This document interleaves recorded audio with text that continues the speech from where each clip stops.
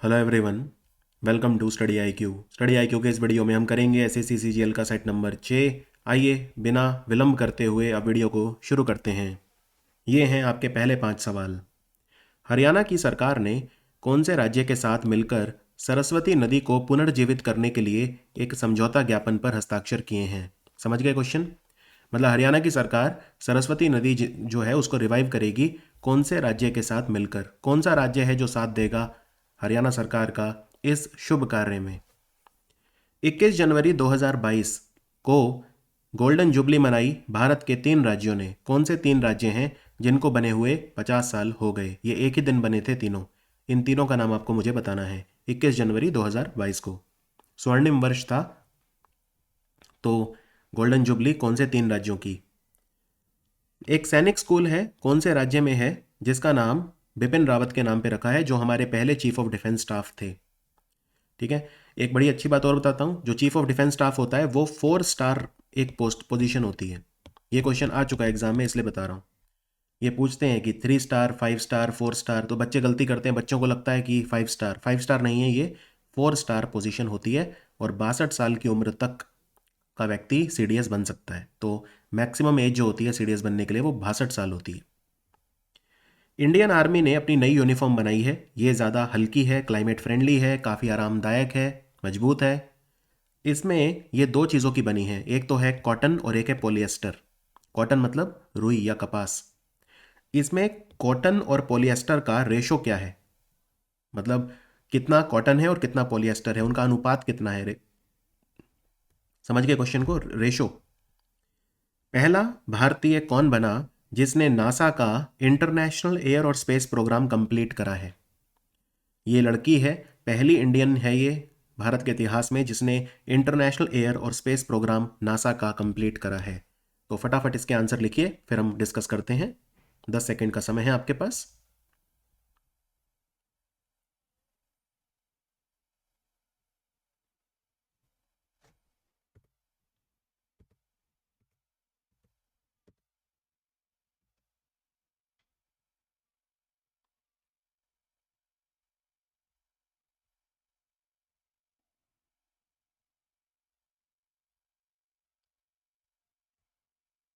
चलिए देखते हैं। सरस्वती नदी को जिंदा करने के लिए हरियाणा ने एक एमओयू करा है हिमाचल प्रदेश के साथ। तो आंसर है हिमाचल प्रदेश। और आपको बता दूं कि सरस्वती नदी कहाँ से निकलती है? आदि बद्री। ये आदि बद्री नाम की जो जगह है ये कहाँ है? हरियाणा के यमुनानगर जिले में है। 21 जनवरी को 3 राज्यों का स्थापना दिवस था। तो एक तो है मणिपुर, एक है मेघालय। मैंने आपको बताया था मेघालय में इस बार नॉर्थ ईस्ट ओलंपिक हुए थे ना, सेकंड नॉर्थ ईस्ट ओलंपिक हुए थे, थर्ड वाले नागालैंड में होंगे। और त्रिपुरा। एक चीज़ मैंने और बताई थी कि जो मेघालय है वहाँ पे एक जगह है, कौन सी गुफा है? मामलू।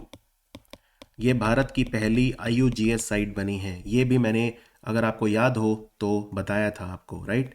और त्रिपुरा में आपको क्या याद रखना है? त्रिपुरा में भी हैं, मतलब चीज़ें जो हुई हैं अभी, जो आ सकती हैं एग्ज़ाम में। जैसे फॉर एग्ज़ाम्पल त्रिपुरा की सरकार जो है वो 100 बायो विलेज बना रही है, और जो पहला बायो विलेज बना है वो उसका नाम है दसपारा। तो ये क्वेश्चन आ सकता है, भारत का कौन सा राज्य है जो बायो विलेज बना रहा है? तो वो है त्रिपुरा, 100 बायो विलेज। फिर यहाँ पे त्रिपुरा में विद्या ज्योति नाम के स्कूल खोले जा रहे हैं, टोटल 100। प्रोजेक्ट मिशन 100 इसका नाम है, प्रोजेक्ट मिशन 100 विद्या ज्योति स्कूल, ये यहाँ पे खुले हैं। और त्रिपुरा की सरकार ने एक योजना शुरू करी है जिसका नाम है अर्न विद लर्न, यानी पढ़ो भी और कमाओ भी। इसमें फाइनल ईयर के जो स्टूडेंट हैं उनको ये कहा जा रहा है कि आप जो स्कूल के बच्चे हैं उनको दोबारा कन्विंस करो कि वो स्कूल ड्रॉप आउट जो हैं वापस स्कूल में दाखिला लें, और हर एक बच्चा जो ज्वाइन करेगा आपको 500 रुपये मिलेंगे। तो आप कमा भी सकते हो, राइट, आप कमा भी सकते हो। और ये बस चीज़ें आपको ध्यान रखनी है यहाँ पे। और त्रिपुरा में भारत की पहली बुद्धिस्ट यूनिवर्सिटी बन रही है, धम्मा दीप यूनिवर्सिटी नाम है उसका। क्या नाम है? धम्मा दीप यूनिवर्सिटी। और ये सबरूम में बन रही है। सबरूम एक जगह है साउथ त्रिपुरा में, वहाँ पे बन रही है। सैनिक स्कूल कहाँ है जिसका नाम बिपिन रावत के नाम पे रखा है? तो ये है मैनपुरी में, और मैनपुरी जिला आता है, मैनपुरी यूपी में आता है। ठीक है, मैनपुरी में एक सैनिक स्कूल का नाम जो है वो रखा गया है बिपिन रावत के नाम पे। और आपको मैं एक चीज़ और बता दूं, एक जगह और है जिसका नाम बिपिन रावत के नाम पे रखा गया है, और वो जगह कौन सी है? तो वो जो जगह है वो है किबिथू। किबिथू में एक मिलिट्री गैरिसन है, एक मिलिट्री का एक बेस है, तो किबिथू अरुणाचल प्रदेश में है, उसका नाम भी बिपिन रावत के नाम पे रखा गया है।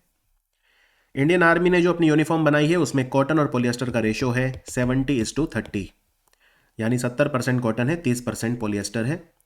और ये बनाई किसने है? एनआईएफटी ने बनाई है, national institute of fashion technology Delhi, तो एनआईएफटी ने बनाई है। और एनआईएफटी के 2 कैंपस और बने हैं अभी, इनका 17वां कैंपस बना है हरियाणा में, पंचकुला में, और 18वां कैंपस बना है दमन में, जो दमन दीव है ना उसमें, दमन में। नासा का इंटरनेशनल एयर और स्पेस प्रोग्राम कंप्लीट करने वाली जो लड़की है उसका नाम है जहानवी डांजेटी। जहानवी डांजेटी। चलिए अगले 5 सवाल। कौन से देश ने पानी के नीचे सबसे लंबी सुरंग बनाई है जिसका नाम है ताईहू? ये पूरी दुनिया की लॉन्गेस्ट अंडर वाटर टनल है, पानी के नीचे की सुरंग है, इसका नाम है ताईहू। ये एक झील है वहाँ पे ताईहू, वहाँ से उसके नीचे है, लेक ताईहू पे बनी है ये। कैम्बल विल्सन ये एयर इंडिया के चेयरमैन और मैनेजिंग डायरेक्टर बने हैं, कैम्बल विल्सन नाम है इनका। ये कौन से कंट्री से हैं? ये एयर इंडिया के जो हैं मैनेजिंग डायरेक्टर और सीईओ हैं। ठीक है, चेयरमैन नहीं, आप यहाँ पे इसको सीईओ कर लो, क्योंकि चेयरमैन तो एन चंद्रशेखरन है जो टाटा ग्रुप के चेयरमैन भी हैं। तो सीईओ और मैनेजिंग डायरेक्टर हैं कैम्बल विल्सन। ये कौन से कंट्री से हैं? कौन सा मिनिस्ट्री है जिसने स्ट्रीट्स फॉर पीपल चैलेंज शुरू करा, जिससे जो सड़कें हैं उनको चलने के अनुकूल बनाया जाए, यानी पेडेस्ट्रियन फ्रेंडली। वो व्यक्ति जो पैदल चलता है उसे पेडेस्ट्रियन बोलते हैं, यानी हमें सड़कें ऐसी बनानी हैं जो जो पेडेस्ट्रियन फ्रेंडली हो। इसके लिए स्ट्रीट्स फॉर पीपल चैलेंज शुरू करा है किसने? भारत का कौन सा संगठन है जिसने एक मोबाइल ऐप लॉन्च करा है जिसका नाम है सारथी, जिससे आपको सिक्योरिटी मार्केट जो हैं उनके बारे में सारी जानकारी मिल जाए? तो सारथी नाम का ऐप किसने लॉन्च किया है? और भारत का पहला हाई कोर्ट कौन सा है जिसने एक डिजिटल जस्टिस क्लॉक लगाया है? ये मैंने आपको बताया भी था। डिजिटल जस्टिस क्लॉक में आपको सारा पता चलता रहेगा कि कितना जो केसेस हैं पेंडिंग हैं इस कोर्ट में, वगैरह वगैरह, तो वो आपको सारा पता चलता रहेगा। बताइए फिर, आंसर दीजिए, जो क्वेश्चन पूछे हैं उनके लिखिए आंसर, फिर हम डिस्कस करेंगे।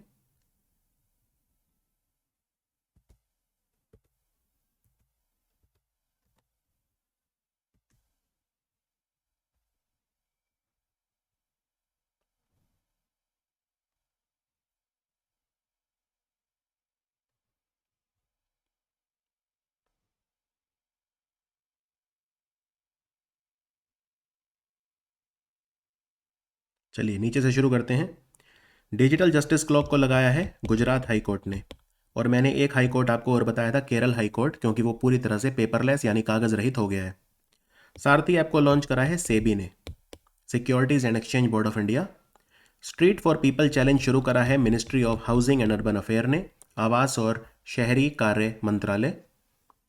कैम्बल विल्सन कहाँ के हैं? कैम्बल विल्सन न्यूजीलैंड के हैं, न्यूजीलैंड के हैं। और न्यूजीलैंड में हमारी राजदूत कौन बनी है अभी अभी? नीता भूषण।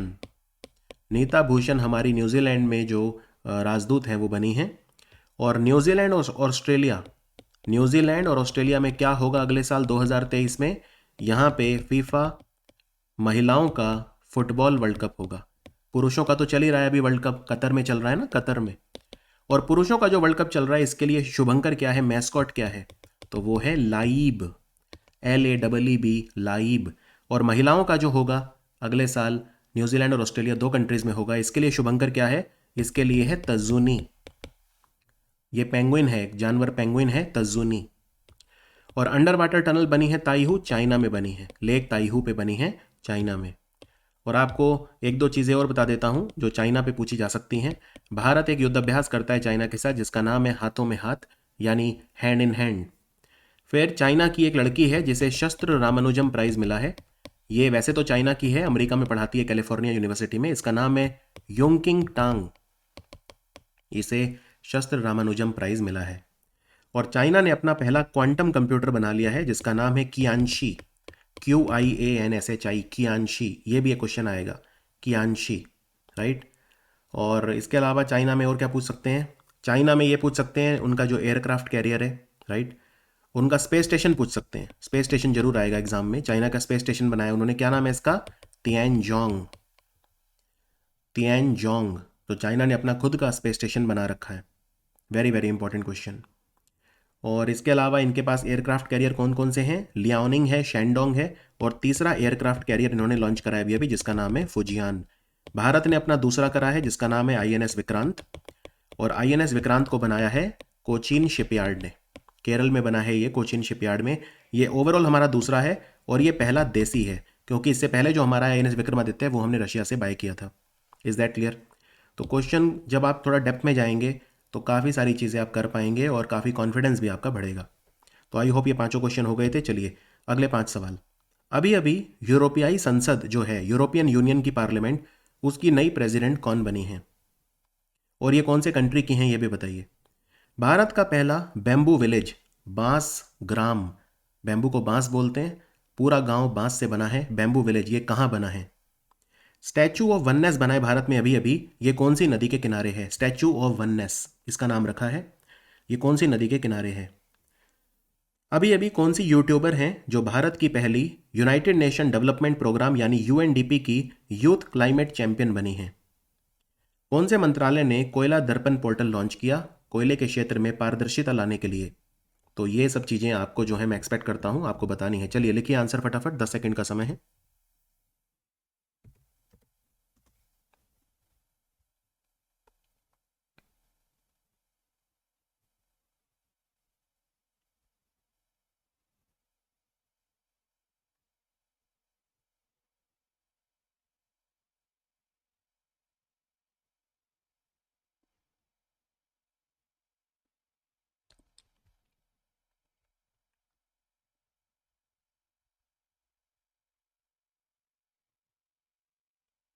चलिए, यूरोपियन यूनियन पार्लियामेंट की प्रेसिडेंट बनी है रॉबर्टा मट्सोला। रॉबर्टा मट्सोला, इज दैट क्लियर? और ये कहाँ से हैं? ये माल्टा से हैं, इनकी कंट्री का नाम है माल्टा। और यूरोपियन कमीशन की प्रेसिडेंट अलग हैं, यूरोपियन पार्लियामेंट की अलग हैं, राइट। तो दोनों अलग अलग हैं। चलिए आगे देखते हैं। इंडिया के पहले बैम्बू विलेज, इंडिया का पहला, ये कटलामारा नाम की जगह है त्रिपुरा में, और गांव का नाम है बाशग्राम। तो ये कटलामारा त्रिपुरा में बना है, तो आंसर स्टेट पूछा है त्रिपुरा। यहाँ पे सावधान हो जाइए, दिल्ली में भी बैम्बू पार्क बना है लेकिन वो भारत का पहला नहीं है, भारत का पहला त्रिपुरा में बना है। और जो दिल्ली में बना है उसका नाम है बानसेरा, BAANSERA, बानसेरा।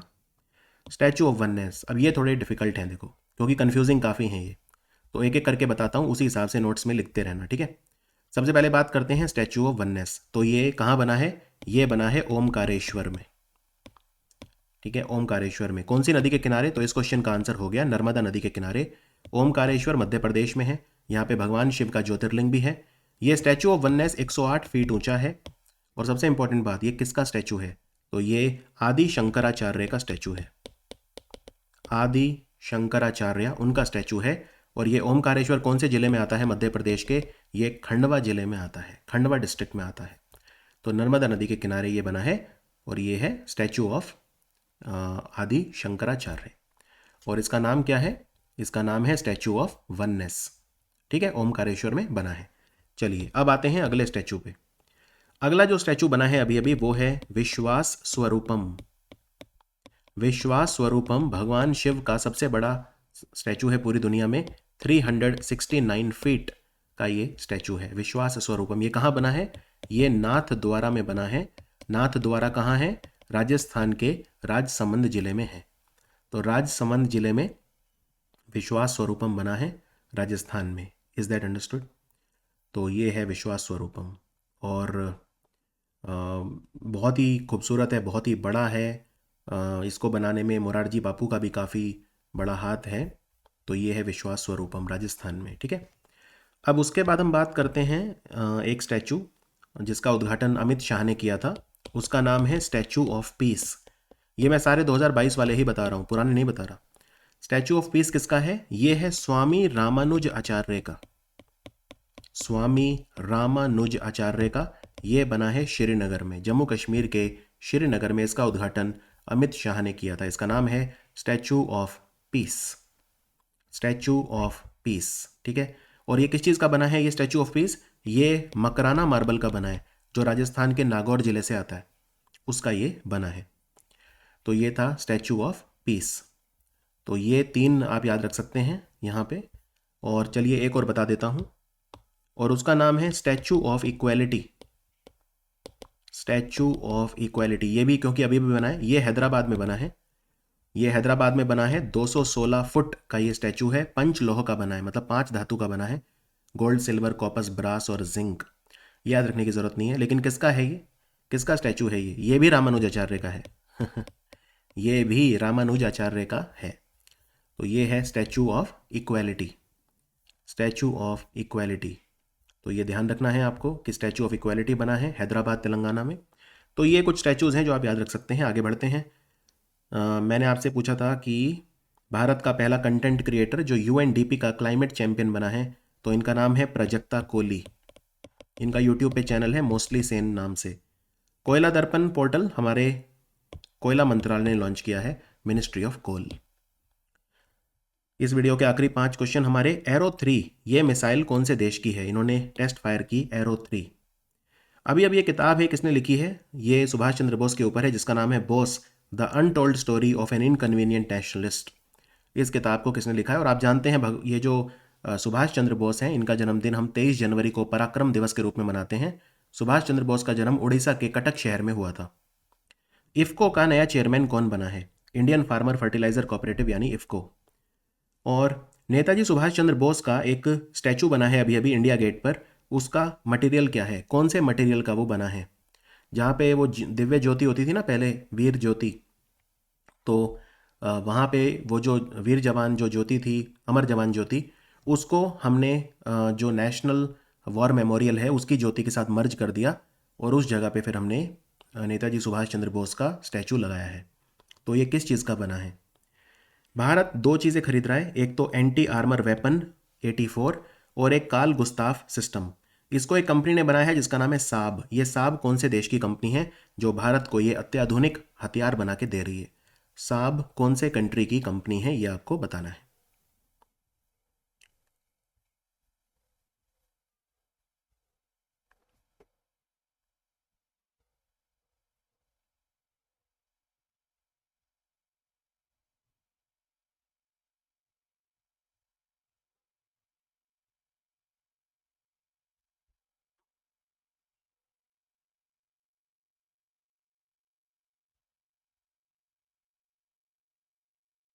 चलिए शुरू करते हैं, नीचे से शुरू करते हैं। साब जो है ये स्वीडन की है, स्वीडन की कंपनी है साब। नेताजी सुभाष चंद्र बोस का स्टैचू बना है ग्रेनाइट का, ठीक है, काले रंग का एक पत्थर होता है, ग्रेनाइट बोलते हैं उसे। और ये ग्रेनाइट कहाँ से आया? ये खमाम से आया। खमाम जिला तेलंगाना में है, तो खमाम जिले का जो ग्रेनाइट है उससे बना है। 65,000 किलो का है ये, 28 फीट ऊंचा है। तो ये बना है हमारे जो इंडिया गेट है ना वहाँ पे। समझ में आया? तो ग्रैंड कैनोपी जिसे बोलते हैं, तो वहाँ पे ये बना है। उसका उद्घाटन खुद प्रधानमंत्री मोदी ने किया था। इफ्को के चेयरमैन है दिलीप संघानी, दिलीप संघानी। और आपको बता दूं कि जो इफ्को है ये इन्होंने पहला लिक्विड नैनो यूरिया प्लांट लगाया है भारत में। कहाँ पे? कलोल में। गुजरात में एक जगह है जिसको बोलते हैं कलोल, KALOL, कलोल। यहाँ पे भारत का पहला लिक्विड नैनो यूरिया प्लांट लगा है जहाँ पे नैनो यूरिया बनाया जाएगा। तो ये इफ्को ने ही लगाया है। ये जो किताब है Bose the untold story of inconvenient nationalist, इसको लिखा है चंद्रचूड़ घोष ने, चंद्रचूड़ घोष। और एरो 3 मिसाइल है इजराइल की, तो आंसर है इजराइल। ठीक है। इजराइल की संसद को क्या बोलते हैं? इजराइल की संसद को नेसेट बोलते हैं। और यहाँ पे अब बेंजामिन नेतान्याहू वापस आ गए हैं, बीबी बोलते हैं इन्हें, इनकी आत्मकथा का नाम भी बीबी है। और इजराइल में बस यही पूछेंगे मेन तो, और तो कुछ ज़्यादा है नहीं इजराइल में। हाँ, इजराइल के साथ हमारे 30 साल रिश्तों के पूरे हो गए। 1992 में हमने डिप्लोमेटिक रिलेशन इजराइल के साथ शुरू करे थे, तो उनको 30 साल पूरे हो गए हैं। Is that understood? चलिए, ये था हमारा सेट नंबर 6। एन्जॉय करिए, एकदम मज़ा आ रहा होगा आपको, आई एम श्योर। और करंट अफेयर का जो सबसे बेस्ट मैं अपना एफर्ट है वो इसमें दे रहा हूँ। चुन चुन के क्वेश्चन आपके लिए बना रहा हूँ, और मुझे पूरी उम्मीद है कि बहुत ज़्यादा क्वेश्चन इस सीरीज से आप अपने एग्ज़ाम में देखेंगे। रिवाइज करते रहिए, मेहनत करते रहिए, अल्टीमेटली मेहनत में ही सब कुछ है, कोई इसका विकल्प नहीं है। तो सेट नंबर 7 में आपसे मिलता हूँ। Thank you for watching study IQ।